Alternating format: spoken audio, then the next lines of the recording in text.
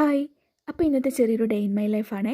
എന്നത്തെയും പോലെ രാവിലെ എഴുന്നേറ്റു റെഡി ആവുക കേട്ടോ സ്കൂളിൽ പോകാൻ വേണ്ടിയിട്ട്. റെഡിയാകലൊക്കെ കഴിഞ്ഞു. രാവിലെ കഴിക്കാൻ നല്ലത് ഇഡ്ഡലിയും സാമ്പാറും ആയിരുന്നു. അതൊക്കെ കഴിച്ചു. അപ്പോൾ രാവിലത്തെ പരിപാടികളൊക്കെ കഴിഞ്ഞിട്ട് നേരെ സ്കൂളിലേക്ക് വിട്ടു കേട്ടോ. എനിക്ക് ഒരു ദിവസം 8 പീരീഡ് ഉണ്ട്. അതിൽ 2 ഫ്രീ കാണും കേട്ടോ. ഒരു ദിവസം മാത്രമേ ഉള്ളൂ ഒരു ഫ്രീ ഉള്ളത്.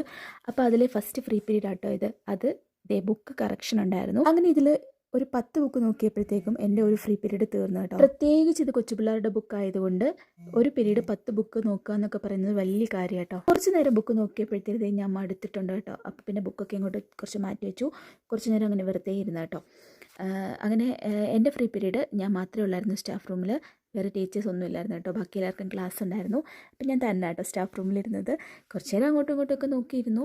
അത് കഴിഞ്ഞപ്പോഴത്തേന് ഞാൻ ജനലൊക്കെ തുറന്നിട്ട് വെളിയിലോട്ട് നോക്കി. നല്ല കാറ്റുണ്ടായിരുന്നു കേട്ടോ ജനൽ തുറന്നപ്പോൾ. പുറത്ത് നല്ല കാലാവസ്ഥയായിരുന്നു കേട്ടോ. ഒരു നല്ല മഴ കഴിഞ്ഞിട്ടൊക്കെ നിൽക്കുകയാണ്. എന്നാലും വലിയ കുഴപ്പമില്ലാത്ത നല്ല തണുത്ത ഒരു കാലാവസ്ഥയായിരുന്നേ. അങ്ങനെ ഫസ്റ്റ് പീരീഡ് ഖതം ഹോ ഗയ. ഇതിൻ്റെ സെക്കൻഡ് ഫ്രീ പീരീഡ് കേട്ടോ. ഇതിൽ ഞാൻ വെറുതെ ഇരുന്നില്ല. ഇതിലെനിക്ക് പഠിക്കാനുണ്ടായിരുന്നു. കാരണം എന്ന് വെച്ചാൽ ഞാൻ നന്നായിട്ട് പഠിച്ചാലല്ലേ പിള്ളേരെ പഠിപ്പിക്കാൻ പറ്റത്തുള്ളൂ. പിന്നെ ഈ പീരീഡ് ഞാൻ ഫ്രീ തന്നെ അല്ലായിരുന്നു. എൻ്റെ കൂട്ടിന് 2 ടീച്ചേഴ്സുകൂടെ ഉണ്ടായിരുന്നു കേട്ടോ. ഞങ്ങളപ്പോൾ കുറച്ച് നേരം കൊച്ചു വർത്താനമൊക്കെ പറഞ്ഞു. പിന്നെ ദേ ഞാൻ പഠിക്കുക കേട്ടോ.